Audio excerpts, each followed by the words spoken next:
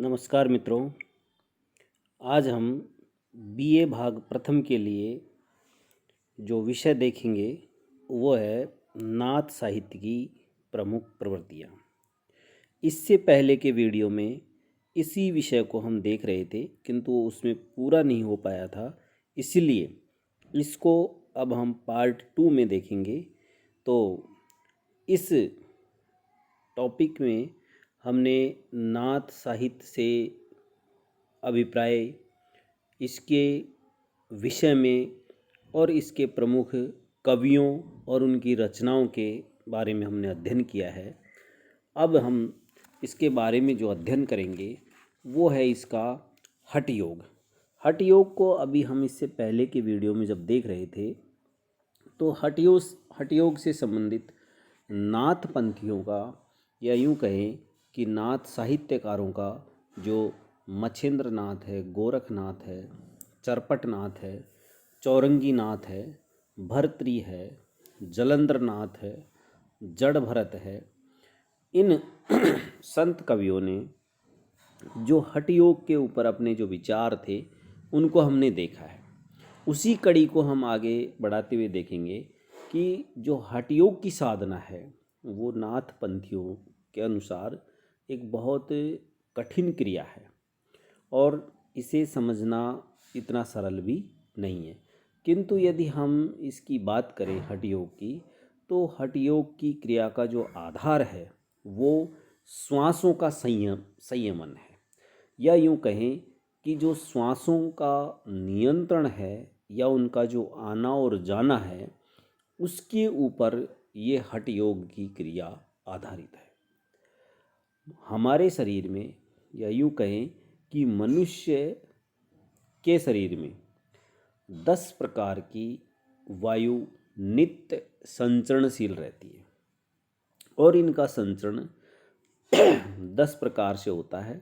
वो है प्राण, अपान, समान, उदान, व्यान, नाग, कर्म, कर्क, देवदत्त और धनंजय।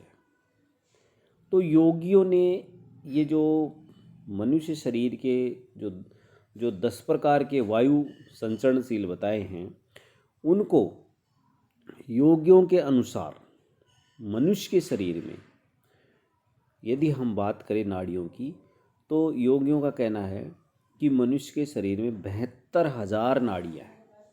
इनमें भी केवल 10 नाड़ियाँ ही ऐसी हैं जो बहुत अधिक प्रमुख हैं और उनके अनुसार ही ये जो वायु के प्रकार हैं वो इन 10 नाड़ियों से ही संबंधित हैं। यदि हम इन 10 नाड़ियों की बात करें तो योगियों के अनुसार जो 10 नाड़ियाँ गिनाई गई हैं या हमें बताई गई हैं वो हैं ईड़ा, पिंगला, अस्ति जिह्वा, पूष, यशस्विनी, अलंबुवा, कुहुष, शंखिनी, सुषुम्ना और गांधारी। तो इस प्रकार से योगियों ने ये 10 प्रकार की नाड़ियाँ हमारे शरीर में बताई हैं। अब इनमें से भी जो प्राण वायु की एक तरह से वाहक नाड़ियाँ हैं वो ईड़ा, पिंगला और सुषुम्ना है। इन्हें एक तरह से यूँ कह सकते हम कि क्रमशः इन्हें चंद्र, सूर्य और अग्नि के प्रतीक रूप में ये जो नाथपंथी हैं वो इनको एक तरह से परिभाषित करते हैं, अभिहित करते हैं। नाथ जो पंथ के अनुयायी हैं उनको ये जो इनके योगी हैं, जो संत हैं, वो इस प्रकार से एक तरह से मतलब शिक्षा देते हैं, ज्ञान देते हैं। उनका जो अंधकार है अज्ञानता का उसको दूर करते हैं और दूर करते हुए उनका कहना है कि जो नाथ पंथ के अनुयायी हैं उनको ईश्वर में विश्वास करना चाहिए, या यूँ कहें कि नाथ पंथी ईश्वर में विश्वास करते हैं और इनका जो ईश्वर है वो निराकार है। जिसे नाथपंथी निरंजन, अलख निरंजन, अखिल निरंजन, शून्य, सूत्र आदि नामों से ये लोग पुकारते। और जो गोरखनाथ हैं उन्होंने शैव और शाक्त दोनों संप्रदायों की, जो दोनों संप्रदाय हैं उनकी मान्यताओं को एक तरह से आश्रय दिया, प्रश्रय दिया। किंतु गोरखनाथ जी का जो योग सिद्धांत है वो शैव संप्रदाय की धारणाओं के आधार पर है। अब यदि हम बात करें कि नाथ पंथ के जो लोग हैं वो दीक्षित होने वाले योगियों के लिए वो किस तरह की शर्तें रखते हैं, तो उसमें एक तो ब्रह्मचर्य का पालन करना इनके लिए बहुत ही आवश्यक है। और नाथ पंथ के जो अनुयायी हैं उनको मेखला, श्रृंगी, सेली, गूदड़ी, खप्पर, कर्ण मुद्रा और बाघंबर तथा झोला, ये उनकी एक तरह की वेशभूषा है, ये उनका मतलब बाह्य आवरण है, इसको है जो एक तरह से उनको धारण करना पड़ता है। अब यदि हम नाथ साहित्य की, नाथ संप्रदाय के अनुसार और हिंदी साहित्य के अनुसार, हिंदी साहित्य में नाथ साहित्य की यदि जो प्रवृत्तियां हैं, प्रमुख विशेषताएं हैं, उनका यदि हम जिक्र करें तो सर्वप्रथम हमको नाथ साहित्य की जो विशुद्ध रूप है वो योग परक साहित्य हमें हिंदी साहित्य में मिलता है। और जो नाथ कवि हैं उनकी वाणियों में एक तरह से ज्ञान की अधिकता है और काव्य सौंदर्य का उसमें अभाव है। और जो नाथ योगी हैं उनकी साधना का जो मार्ग है वो उन्होंने एक तरह से पवित्र मार्ग को अपनाया है, उसको विकसित किया है, जिसमें जप, तप और संयम, इस पर नाथ योगियों ने विशेष बल दिया है। नाथ साहित्य में इन गुणों को एक तरह से प्रतिपादित किया है, उनको प्रतिष्ठित किया है और उन्हीं गुणों के आधार पर उन्होंने अपने अनुयायियों को आगे शिक्षा दी है। इसके अलावा यदि हम देखें नाथ साहित्य को, तो जो नाथ कवि हैं उन्होंने गुरु को बहुत अधिक महत्व दिया है और उन्होंने गुरु को ब्रह्मा के समान माना है। गोरखनाथ जी एक जगह कहते हैं कि नाथ निरंजन आरती गाऊं, गुरु दयाल आज्ञा जो पाऊं। एक जगह पर और उन्होंने कहा है, गुरु कीजे गईला निगुरा न रहीला, बिन गुरु के ज्ञान ने पाइला रे बाहिला। यहाँ पर भी वो है जो गुरु के महत्व को प्रतिपादित करते हैं, गुरु की महिमा का गान करते हैं और उनका कहना है कि जैसा गुरु कहते हैं वैसा करो, बिना गुरु के तुम्हें ज्ञान की प्राप्ति नहीं हो सकती है और बिना ज्ञान के तुम एक तरह से गुणी नहीं बन सकते।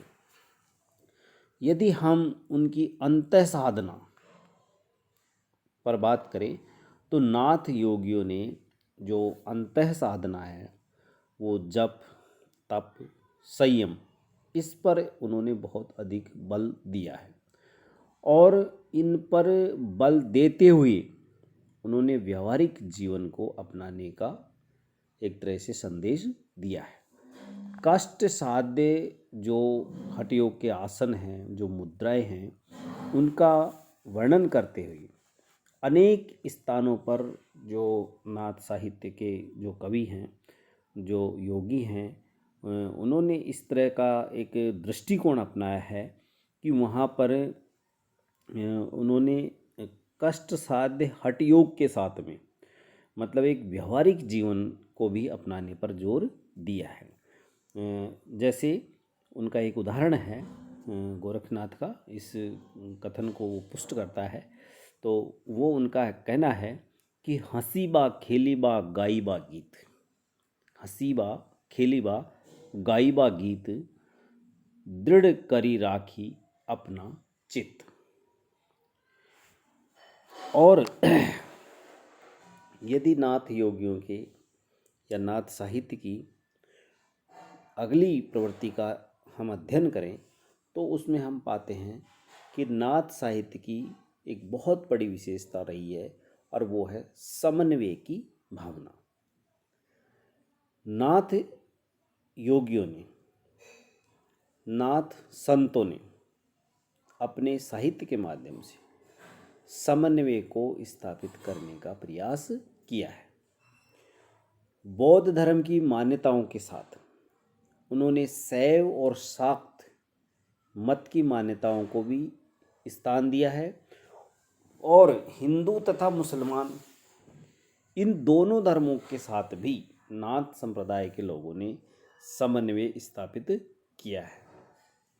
और नाथ पंथ के विकास में तो उन्होंने इस्लाम धर्म का जो प्रचार एक तरह से पहले हो चुका था उसको भी उन्होंने यहाँ पर एक तरह से पूरी तरह खारिज नहीं किया है और उन्होंने हिंदू और मुसलमान दोनों प्रकार के अनुयायियों को मतलब अपने यहाँ पर शरण दी है। गोरखनाथ जी के हिंदू भी शिष्य थे और मुसलमान भी शिष्य थे और नाथ जो योगी हिंदू और मुसलमान जो दोनों थे वो यहाँ आकर के और गोरखनाथ जी के पास में एक तरह से शिक्षा लेते थे और दोनों एक ही खुदा के वो बंदे, दोनों को ही वो एक ही खुदा का बंदा मानते थे। एक और इनकी खास प्रवृत्ति है नाथपंथियों की, वो ये है कि इनका जो हठ योग है वो हठ योग इनका अंतःकरण की शुद्धि का साधन है।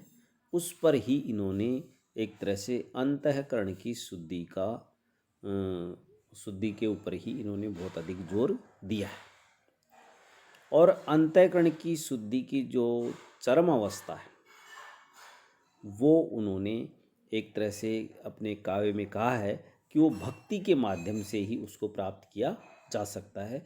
इसलिए इन्होंने भक्ति को अपने साहित्य में महत्वपूर्ण स्थान दिया है। और एक जगह गोरखनाथ जी का उदाहरण है कि वो बड़े बहुत ही विनम्र भाव से और अहंकार से दूर हो करके और अपने जो अनुयायी हैं उनके लिए वो एक वाणी देते हैं और उनका कहना है, उनका एक कथन है कि हक बे ने बोली बा छब की ने चली बा धीरे धरी बा पाऊँ। हब की ने बोली बा छब की ने चली बा धीरे धरी बा पाऊँ। गर्भ न करीबा सहज रही बा भणत गोरख राव। कि इस प्रकार से गोरखनाथ कहते हैं कि हंसना है, बोलना है और धैर्य के साथ में चलना है, किसी प्रकार का अहंकार नहीं करना है, सहज रूप से रहना है, ऐसी वाणी गोरखनाथ स्वयं कहते हैं। एक और उनकी प्रमुख विशेषता है, उसकी यदि हम बात करें तो नाथ जो योगी हैं उनकी जो काव्य की भाषा है वो सिद्धों की सी ही भाषा उनकी है, सिद्धों की सी भाषा है और वो उनसे थोड़ी आगे बढ़ी हुई हिंदी है जो इनकी रचनाओं में एक तरह से अपभ्रंश के पुराने रूपों को छोड़ करके और हिंदी का जो प्रारंभिक स्वरूप है वो नाथ साहित्य में देखने को मिलता है। इसके अलावा यदि हम उनकी अगली प्रमुख विशेषता की बात करें तो नाथ कवियों द्वारा जो रचित साहित्य है उसमें एक तरह से सरसता का थोड़ा अभाव है और इस पर आचार्य हजारी प्रसाद द्विवेदी जी लिखते हैं कि इनकी जो सबसे बड़ी कमजोरी थी वो ये था कि उनका जो साहित्य है नाथ साहित्य उसमें थोड़ा रूखापन है और गृहस्थ के प्रति अनादर भाव भी है। इसी ने इस साहित्य को नीरस, लोक विद्विष्ट और क्षयुण मतलब एक तरह से कमज़ोर बनाया है। और इसका कारण भी ये है कि नाथ पंथ में गृहस्थ जीवन के प्रति अनास्था और अनादर की भावना देखने को मिलती है।